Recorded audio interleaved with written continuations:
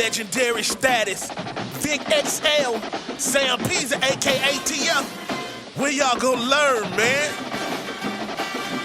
You can't stop what's inevitable. It's the incredible. PZ, AKTF, dropping jewels, but they edible. I ate my vegetables, but he ate my spinach. Riding with Vic again, so no, we ain't finished. Legendary status, so no, you cannot copy. Riding dirty radio, so crispy, also sloppy. Instant to the street, so we know just what is needed. But keep it underground, staying down, cause we ain't greedy.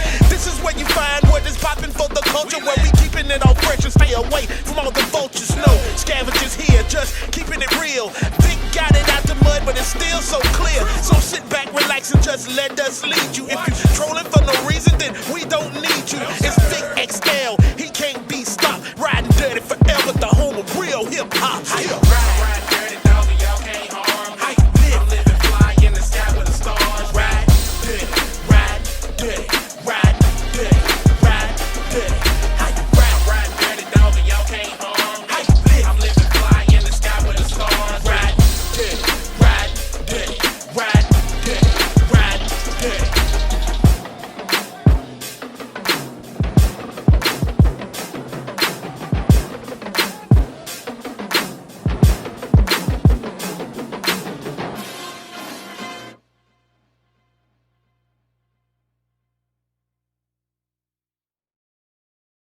What up, what up, what up, world? It's your boy VicXL, Riding Dirty Radio, Riding Dirty Show. When we bridge the gap between hip-hop and everyday life, man. Before we get into it, man, I got to say one time for the good people over at WRFG 89.3 FM Atlanta. Also got to say one time for the good people over at Ride 95, our internet radio home. Also got to say one time for all the streaming sites, all the streaming services that carry the Ride and Dirty Show and our interviews on demand, like YouTube, Blog Talk, SoundCloud, AudioMac, iTunes, Messy FM, just to name a few. Go to your favorite streaming site or your favorite streaming source and make sure you type in the words Ride and Dirty Radio, RIDINDURTY RADIO.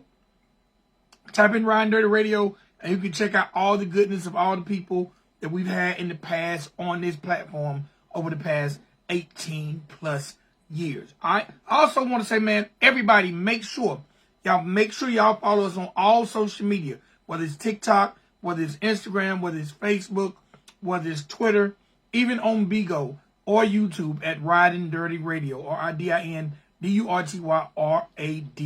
All right, ladies and gentlemen, boys and girls, today is no different than any other day on the Riding Dirty Show. You know we are the platform that bridges the gap between hip-hop and everyday life. We're the platform that gives the voice to the voices.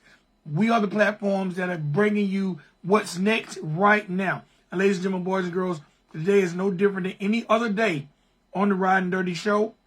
So welcome to the platform, author, Miss Kari Kenyatta. How you doing today, ma'am? Hey, I'm good. Yeah, it's Kari. Oh, it's Kari. I'm sorry. I'm sorry, Kari. You know what? Oh, it's okay. Everybody does it. Blame it on my southern dialect. I swear to God, if you look in the Guinness Book of World Records of mispronouncing names, I am in there. I have probably tore more names. I don't know why. Miss Kari Kenyatta. How are you doing? Yes. I'm doing wonderful. How are you? I am amazing. The weather here in Atlanta is insane. This weekend it was freezing. Today it seems like a nice fall day. So other than that, I'm blessed and highly favored. Glad to be here, but even more so than being glad to be here, I'm glad and humbled to be talking to you. Oh, thank you. I'm happy to be here. Thank you for inviting me on. All right, so look, let's get into it. So Kari Kenyatta. Is Kenyatta your last name? No, that's my middle name. Okay. And my middle name is Kenyatta. Okay. All right. Has anyone ever told you that your name alone sounds like a celebrity?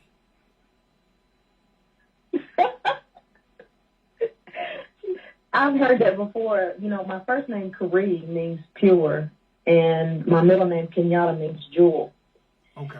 And but I've heard that before about my name. It's different.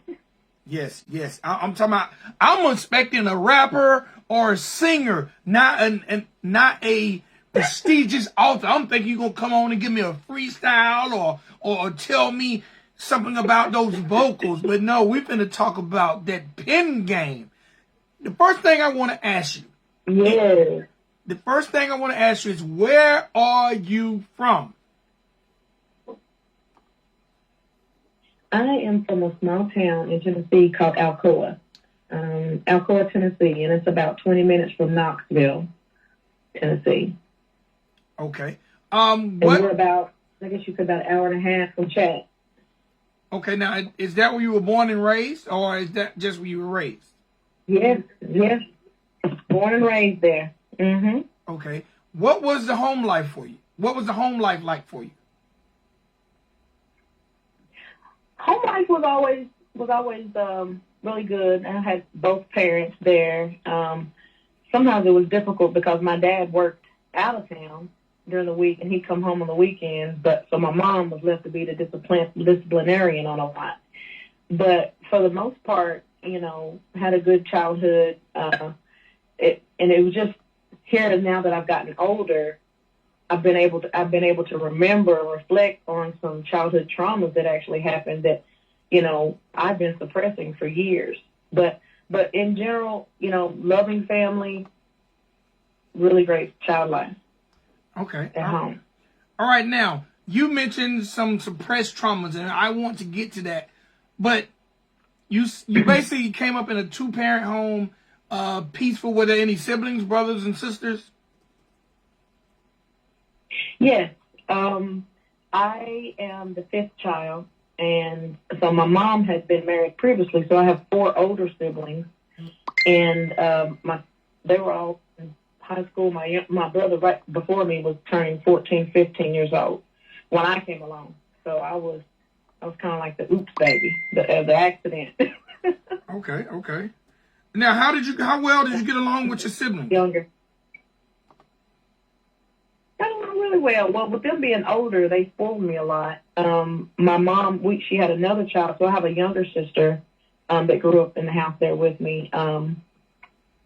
So I have, you know, my younger sister.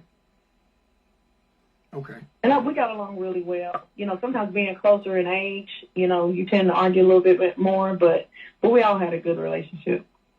Okay, no doubt. All right, now, a lot of times I ask a lot of people this question. Now, because even with me, I was in my household, I had a mother and father. My dad worked. My mom worked also, but my dad worked a lot more. So my mom was that disciplinary. She was the person that handled business when I got out of line. How do you feel like coming up in a household with mother and father there? What do you feel like some of the benefits were for you?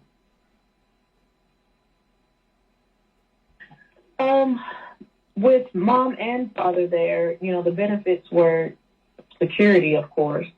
But I'm a daddy's girl. Okay. So I think just the fact that my dad was there, you know, he may not have always been there physically, but we always had that security. We knew we were going to be taken care of.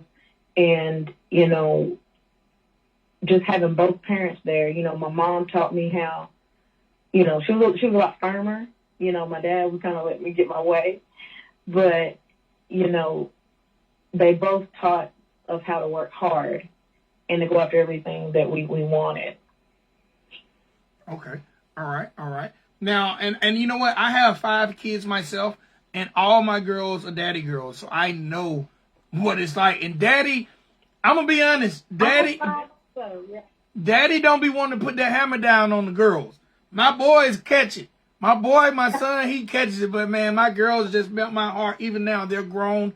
But I melt my heart. In September, I had the honor of actually doing the wedding ceremony for my daughter. And, man, I couldn't even almost get through it. You'd have thought I was about to die or something. I was like, man, it was, I don't know. You girls just, y'all break daddy's heart or y'all make daddy's heart. Hey, I know. I just always been a daddy's girl, and you know, it is funny. I know one time he had told us me and my sister were arguing, getting ready for school, and he's like, "Y'all better cut it out. I'm gonna give y'all a whooping."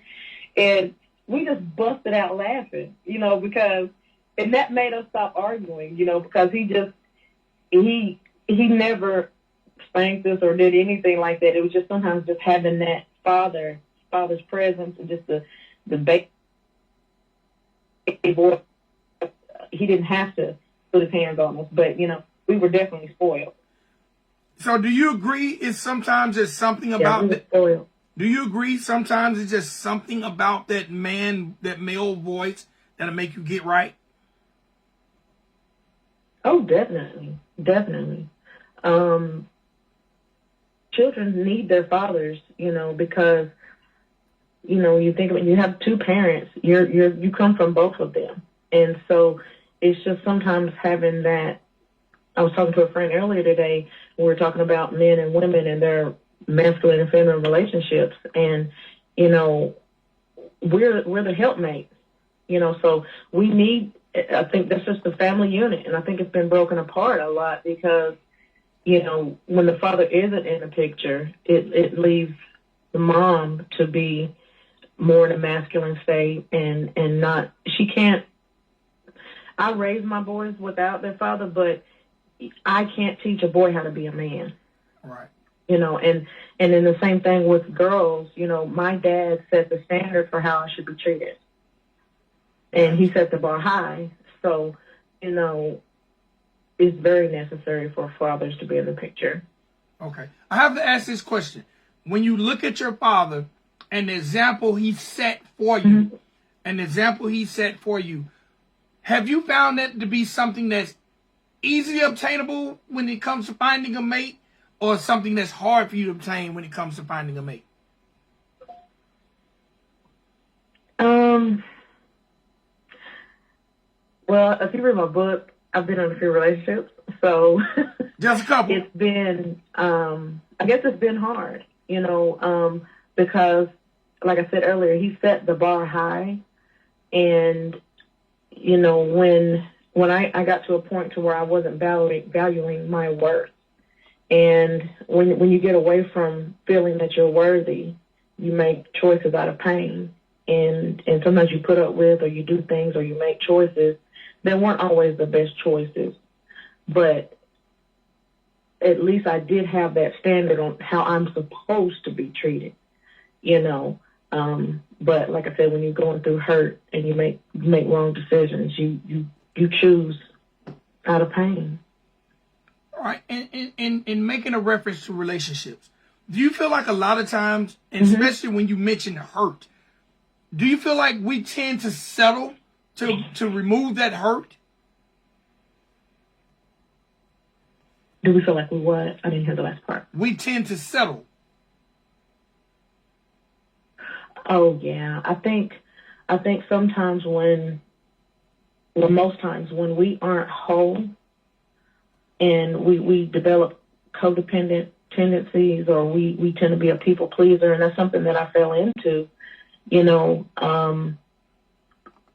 we settle, because we don't know our worth.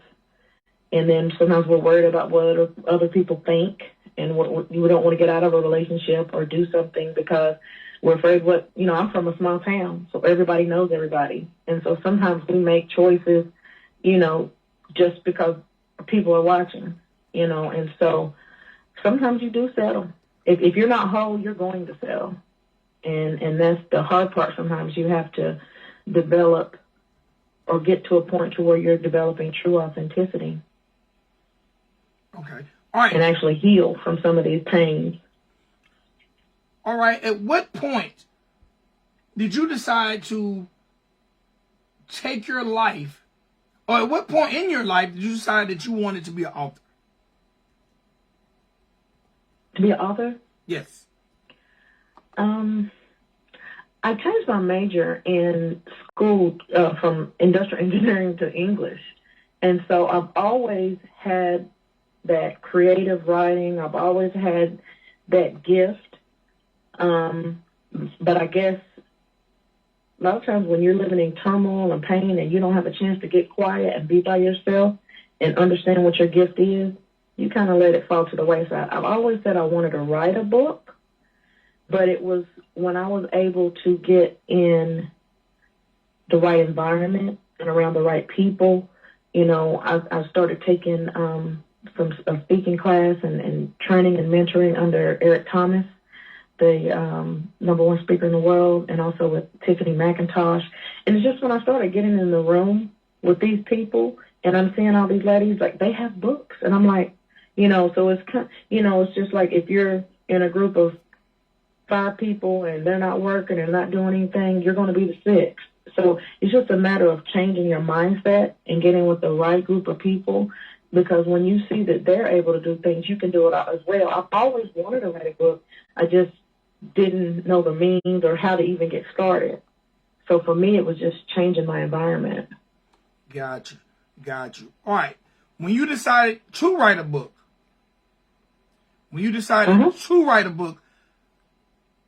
how did you go about figuring out what you wanted to write about, whether it was going to be fiction, nonfiction? How did you choose what to write about? I've had so much that has happened to me in my life. I've always said I was going to write a book about my life, tell my story. Because, I used to tell one of my friends told me years ago, she said, listen, if I didn't know you and some of the things you tell me have happened to you, I think you're lying. So I've always known that I've had a story to tell. I just didn't realize actually until I started writing the book. And when I completed the book and just the way it made me feel, I told my mentor, I said, I'm a writer, and a lot of times we're trying to find our gift. And writing that book was difficult for me because for me to be able to tell my story, I had to get totally honest with myself, and I had to put myself out there on Front Street. So sometimes it's just the fear of what people are going to say or think or know your personal business. And even after I finished everything and turned it in, I was physically ill for a few days because, just being able to emotionally dump 48 years of trauma and just things that I've gone through into a book, it was heavy, but it was also a relief, and it was part of my healing. So it just never was really a question for me to write my first book as my autobiography. I feel like I've always had something that I could share with the world that would help someone. Okay. How much time actually went into writing this autobiography for you?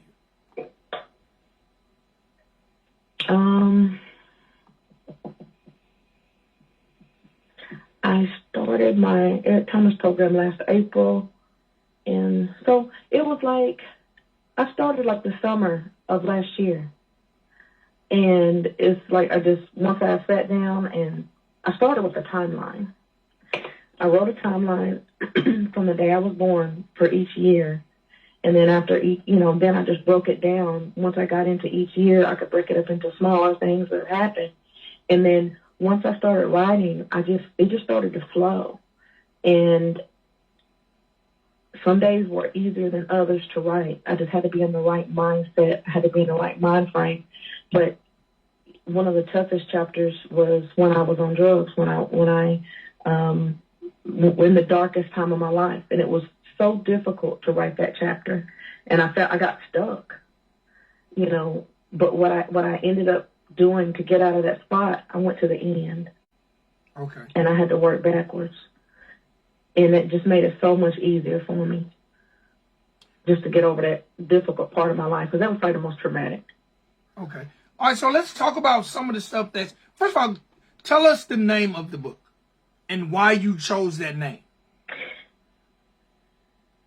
Okay, the name of my book is Black Diamond, Unbreakable, by Kari Kenyatta. And I chose that name because I was trying to think of a name. I was thinking of everything. And it was funny how it just really kind of came together. We were in Mexico on vacation. I was riding a horse. And so I kept trying to figure out what I wanted to name this book. And I'm on the horse, and it was a black horse, and I asked the guy what his name was, and he said Diamond. And I just felt like that was a message almost from God, like, that's the name of your book, Black Diamond. So when I started doing research on black diamonds, I discovered the carbonado is called the black diamond. It's the toughest diamond to cut. And once I understood what a black diamond was and how precious it was and the actual process of forming that black diamond, and it's the toughest diamond to cut, once I realized that, I said, that's me. That's the name of my book. And Unbreakable came because everything that's come my way in life, everything that I've experienced, you know, good and bad, you know, I may bend, but I don't break. You know, I may get knocked down, but I am getting back up. I might get back up on the 9 count, but I am getting back up, you know, and sometimes it's difficult. And I've had a lot of people ask me, how do you do it? How do you keep going? And, you know, and so that's something that I just wanted to share in my book. You know, I was speaking with a friend today, and she was just saying, Kari, sometimes you just make it look easy. And I said, it's not. It's not easy. You know, but the thing is just having persistence and just having that never give up fight, that never give up spirit. Because I know if I quit, I'm going to die. I'm just an overachiever. I've always been that way. But, you know, that's what just pushed me to keep going. And then especially with my kids. My kids and my family, they became my why.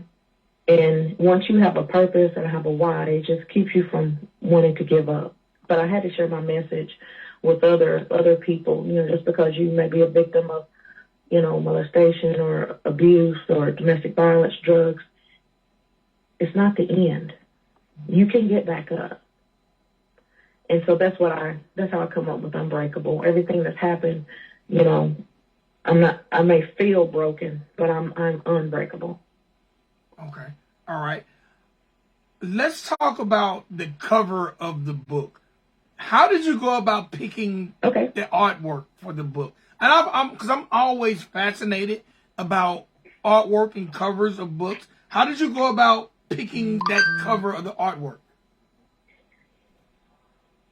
Well, I tell you what I wanted for the cover of the book was I went to rehab in 2003, and I went to that rehab. I wanted the picture of what I looked like when they checked me in, because that's what I was going to put on my cover. And when I went, they looked up all the files, they looked through everything. They said, hey, we're sorry, we switched on a new system. That was 20 years ago. Everything's been destroyed. You know, we don't have it. So I was a little, you know, sad about it, but it gave me the idea, you know, I said, you know what, I can recreate that book. And so one thing that I did, my actual photographer, his name is Eli Cox Pinson. He's actually from Alcoa. And he's a young gentleman. He's, I think, in his maybe second year of college. Amazing young guy. He does photography, and he's on his way up. So I wanted to be able to pull him with me when I did my book. So I said, hey, Eli, I got to do a photo shoot. I want you to come to Atlanta with me. I got my makeup artist. Her name is Tati out of Studio Pink in Atlanta. And then her friend, she did my hair. And we just created a look. I said, I want half my face to be made up and beautiful, and I want the other half to be, you know, and I explained to her exactly how I wanted it. I told her how I was beat up when I went into rehab. But it's almost like me, at first we thought about doing it like a mirror, but we ended up just doing it just half of a face. And so it's like part of me was healed and part of me was, you know, beaten down. And when I first looked at it, you know, I was like, well, you know, my ex didn't beat me that bad. But the picture for me is depicting not only the domestic violence and the abuse that I've suffered, it's life.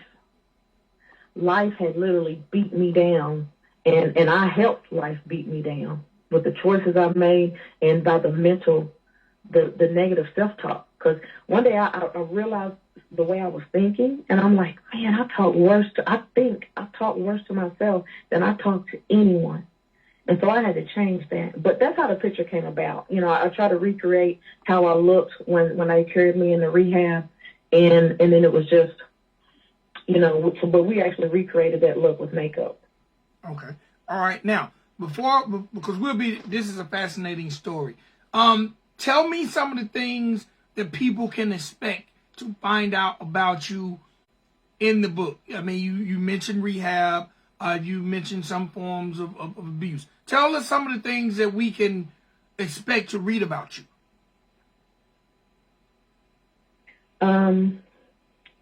I've heard. I'll tell you what people have told me when they read the book. I've had quite a few people reach out to me, and they tell me that they didn't realize a lot of the things that I've been through. They will learn I'm funny. I'm funny, and you're going to need your tissues, and you're going to be laughing. You know, it's just sometimes when I wrote the book, some parts were so painful for me. You know, sometimes you have to laugh at your pain. You know, but you're going to learn that I'm a fighter. I have a big heart. But the way I wrote the book, I wrote it like you could actually hear my voice. Okay. You know, and actually, it's really me talking. And so most people tell me it's a page turner. That's what I've been hearing. And, you know, they're saying they haven't been able to put it down. So those things have made me really, really happy. And then I've had other people, you know, hey, my daughter was on drugs, and it really motivated me. It helped me. It inspired me. I'm going through this, you know, and so it's just really been an inspiration for, like, even people who've been on drugs, you know, or teen mothers. I got pregnant when I was 17. And so I have a tender spot for single mothers, teen mothers, and for drug addicts. But it also teaches, they'll see that I'm a businesswoman. You know, when the odds were stacked against me, and, you know, I was a statistic at one time when I had a child, but I said I have to change that narrative and start making some statistics. So I opened a daycare center in 2010. Okay. I opened my second daycare center in 2016. And I did this with 5 kids. You know, but my boys are 31 and 27. My girls are 23, 21, and 15. And so it just, most anyone can relate to some of the things I'm dealing with, especially right now in the time that we're in. This, you know, recession and prices are high, and just, you know, everybody goes through tough times. And so it just gives an example of my life, and it shows you what a fighter I've been. And people that know me know that I've been through a lot, but not to know me, even the publisher, when she called me, the editor was asking, hey, did you word this right? It says this is an autobiography, because this seems like it's fiction. She didn't even think the story was real because I'd been through so much. And she said, no, it's definitely her life. It's a real story. And she was just blown away. So a lot of times when people look at you and you seem strong on the outside, or they may see your social media and they don't see anything wrong, I'm not going to put bad things on my social media. You're not going to see the low times of my life, you know. But when we are on social media, you're seeing people's highlight reel. But this book, I just get down and honest and tell the truth about things that's happened. And so I think just being real. 90 seconds. People, that's what they really liked about it. And it helped me to actually heal, to get real with myself. Okay, real quick, couple questions before I let you go. Question number 1 is, tell me a little bit about this rollout party and the release of the book. Yes. We're having, back where I live in Alcoa, Tennessee, there's a location. It's called Broadway Social. 60 seconds. Mia and Charity, they own that, and it's a Black-owned business. And so that's one thing I wanted to do. I wanted to be able to make sure that I'm going back to my community and pouring back into my community. So March 11th, from 5 p.m. to 8 p.m., we're going to have a book signing. We're going to eat. I'm going to have, my DJ Prime there. He's a local, my DJ there. And we're just going to eat, and I'm probably going to read some excerpts of the book and just sign autographs and just have a good time with the people from my hometown. Okay. And just promote my book out that way. And that's my first stop back home. All right. Now, let's talk about read it and eat. I love that.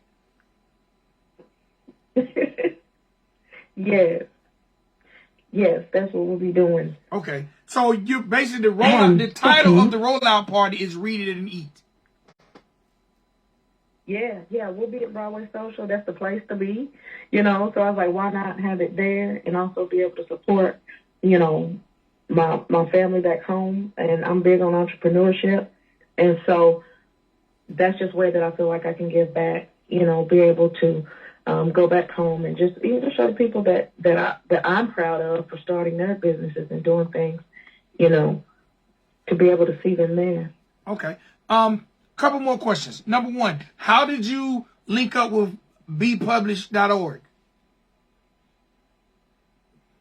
My mentor and coach, Tiffany McIntosh. Okay. She set me up with bepublished.org. They were amazing. And it wasn't just, you know, me getting a book out. They were actually there, just pushed me through every step of the way. So they were amazing getting this book done. But I got there through Tiffany McIntosh. She's the co-founder and owner of Six Figure Chicks organization here in Houston, Texas. I've actually talked to Tiffany before. Did you? Okay. Yes. I've talked to Tiffany. And Yep. That's my girl. all right, you mentioned social media. How can people find you on social media, and how can people snatch up this book if they can't make it to read it and eat? Okay. Well, you can find me I'm on Facebook as Kari Kenyatta Black Diamond, or you can also have another site that says Black Diamond. You can go to my website and buy the book. It's Kari, Kari, Kenyatta, KENYATTA.com. You can purchase it there, or you can go to Amazon. It's at any book. I think it's on Barnes & Noble as well. So you can order it there. Just put in my name and then Black Diamond Unbreakable. But you can find me on TikTok. I'm Black Diamond Official on there. And then also as well as Instagram. Also just Black Diamond. Kari Kenyatta. All right. It's been an honor and a pleasure to talk to you. And do me a favor. Yes. Check back in with me in a few months. I just want to keep up with you and chop it up, and you know, as you go on into your endeavors, because we didn't even get a chance to talk about the fact that you have 4 businesses, so there's so much we can cover, and I don't think 30 minutes is enough. Yeah. Hey, I know it's a lot, but I really appreciate you having me on, and I'll message you too, because I want to send you a copy of my book. I want to autograph it and send it to you. I just appreciate you allowing me to be on your platform today, and it was a pleasure talking to you. All right, I got your Facebook request. I got to accept it, and we'll communicate that way.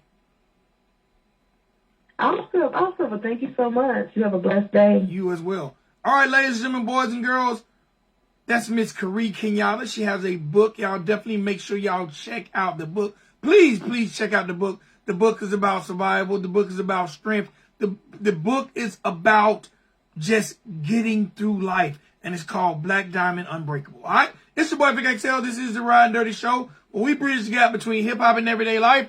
We will see you guys next episode. All right? Y'all be safe. Peace.